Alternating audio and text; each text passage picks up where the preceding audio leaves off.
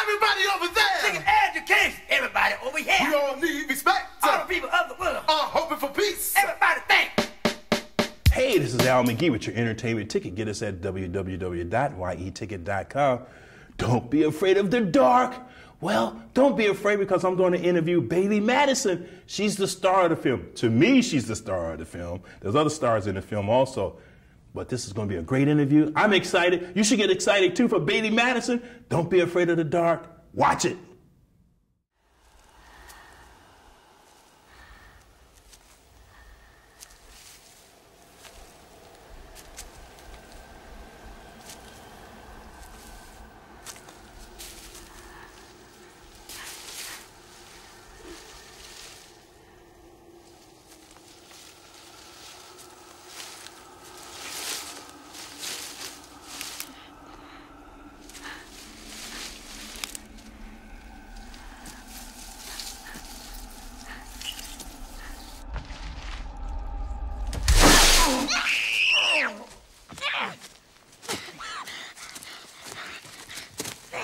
It is not safe for you back here. Hey, Baile, it's great to meet you. Nice to meet you. Don't be afraid of the dark. Now, here you are, 12 years old, and this movie is a horror film, scary film. I mean, why do you want to do a scary film? To be honest with you, I have no clue. I have, at the time, I've never done a scary film before. So when I had the script, we were just kind of looking for something new, and when I read it, I just got so excited. Not to mention it shot in Australia for 4 months. Oh, it did? I was going on the flight with turned-down beds that go all the way down. That's what I was so excited for. So my mom and I read the script together, and I auditioned, and then I went back in and met with the director because I had just been filming. So as soon as I came back, I went and met with him. And I went through working with him and then the producers and then Katie herself, which was really, really cool for me. And then I found out, and I was just so excited, and I got these purple pants for the flight that I will never forget. So all the huge journey began there. Now, you had a lot of emotionals up and down in this film. Now, as a 12-year-old, for example, when you got out of the car and your father said something, you gave him this look. I mean, it was a very dramatic look. How did you come up with that, you know, and how did you find that type of emotional look? Thank you for saying that first. I feel like when you put yourself in that character, which is very hard to do when you're doing a film like this and you can't relate to something like this. I mean, I've never related to having creatures coming after me, like Don't Be Afraid of the Dark. So just to kind of think in that scene, how am I feeling? You know, what's going on? Why am I taking it out on him? So you just kind of have to think really, really hard, but not too much, and just kind of go out there that day and just try and become Sally and take her home with you. And I don't know, it was really new for me. It was difficult, but I'm just really happy that people are liking it, and it makes me feel great. Yeah, Sally, that character, it seems to be very difficult because, again, these creatures coming after you. For example, when you were in the bathtub, that was very scary, and you had to scream a lot and things like that. What helped you with that? Well, for my character, Sally, I mean, she already has so many levels of emotions. It's like a chocolate cake, you know? You have the extra chocolate, and then you have the cake, and then, I mean, she just got abandoned by her mom, and she's living with her dad and his girlfriend in this huge house that doesn't fit her at all, you know? Not at all. Not a little kid, and just when she thinks that she has friends, and she wants to meet them, but she can't see them at all. I mean, curiosity just gets the best of her, and when she unlocks that ash pit and she finds that basement, a nightmare has just begun for her, you know, and it's reality. It's not a nightmare. It's not a dream. It's real for her. So you just kind of had to think about that and think, how would I feel if these creatures were coming after me? Because I had nothing to look at, you know.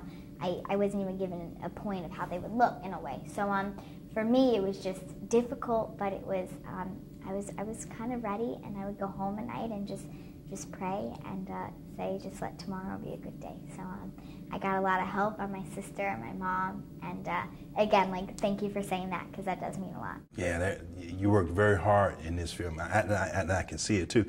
Well, now here's another question about the film.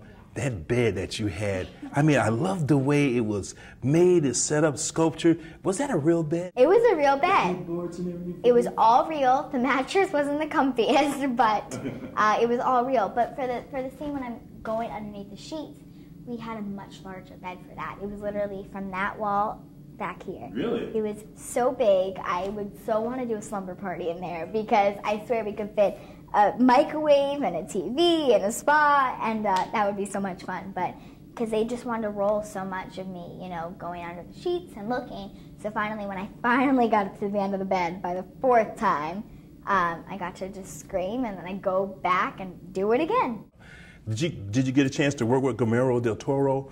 He wrote the script for this, and he's from Spain. Did you get a chance to work with him and talk to him a lot? Yes, I definitely got to work with Guillermo del Toro. The moment that I met him was really an honor. I feel like anyone that meets him is just such a privilege, and it's beautiful.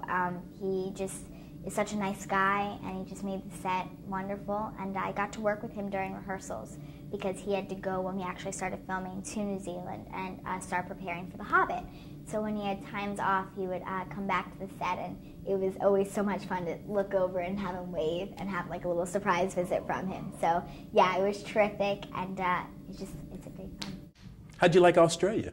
Oh, it was terrific. I mean, I was there during their winter though, so it was rainy and it was cold. Ooh. And I packed, of course, nothing but swimsuits and shorts and t-shirts. I don't think one jean was in there. So Mom and I found this one alley, which was just always comfy with us. It has the best black sandwiches. It was a bacon, avocado, lettuce, and tomato sandwich. So we just try and went around there and found cute spots. So when you actually get into the heart of Australia and start going to, where the kangaroos are and the koalas, then you really know that you're where the Aussies are. Wow, wow. Now the director, when you were working with the director, and he showed you different things, did you have a difficult time working with him trying to explain you need to be in this emotional state, this is what's going to happen? Or did he make it easy for you by explaining exactly how you should do things? Troy Nix, he was the director, and it was actually his first film, other than a short that he did, which was an animated segment.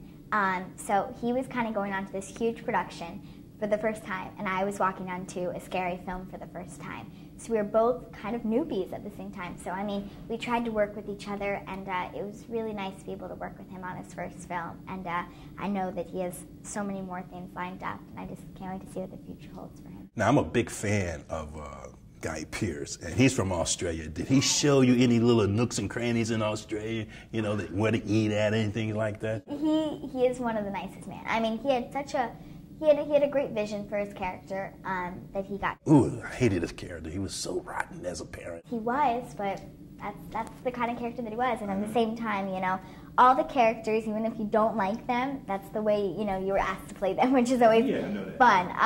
But yeah, he was so much like that in the film. But once he would yell cut, he was the nicest guy, And yeah, it was a great honor to get to work with him. We talked so much about history, and yeah, he's great. Yeah, I like him a lot. And also you work with the great Katie Holmes, too. And, oh, man, she really had to work hard in this film, too. Yeah, she did phenomenal. She did a really amazing job. And from the moment I met her, she just made the set so fun and friendly. And, yeah, it was so much fun to get to work with her. And one more question about the film now. These little creatures, they, like you said, you didn't know what they looked like at first. And when you finally saw the film, how did you react to the film? It was really cool because I remember when you look at the scenes, you're given the opportunity, not like the audience is given. You're able to see the opening scene and go like this. I knew what was going on after that. After the yellow cut, I did this. So there's so much thinking going on when you first see the film that you can't really pay attention. But I was thinking, all of a sudden the creatures came out. I was like, oh my goodness. And I was scared. But the best part is, during the second screening, looking at my agent, Meredith Fine, and my mom, my sister, and all my friends, not like friends like my age, but because they can't see the film, but I'm just looking at all them at my, Meredith Fine just had her eyes completely covered, just putting Skittles in her mouth, because that's all you can do during scary films, is just try and avoid all the scariness. But it was so much fun, and the creatures, I was eating Oreo cookies while I watched. Were you? That sounds yummy. That's what I'm going to have to bring. Well, what's next for you? I just got done with Powers, which is the comic book series for FX, which is really exciting. And I have Don't Be Afraid of the Dark coming out, and then I'm thrilled about that, actually, of course. This is your first leading role, right? This is my first, yeah, it is. I'm But you carried it. very excited. Thank you. You Yeah, carried it very well. Thank you. Thank you. Thank you. Because when I saw you, and I saw, ooh, look what she's doing, look what she's going through. I really admire that in a young actress.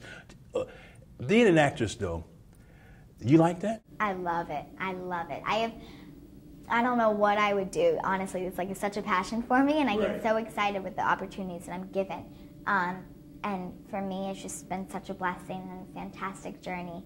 And I owe it all to the Lord, because nothing would be possible without Him or my mom or my friends. Well, you got a strong family unit. I met your beautiful mother. I'm so glad that. I'm so glad to meet you. Thank you very much. Thank you. Thank you. And then you asked me what's new. I'm working with charities called Alex's Lemonade Stand to help fight childhood cancer. Yeah, so I'm doing that more often. So the charity side is really important for me right now. Yeah, it sure is. Yeah. This cancer, we got to beat it. Absolutely. Giving back for those who are less fortunate. Give back. So, yeah. That's how we should be. Absolutely. Thank you again. Thank you.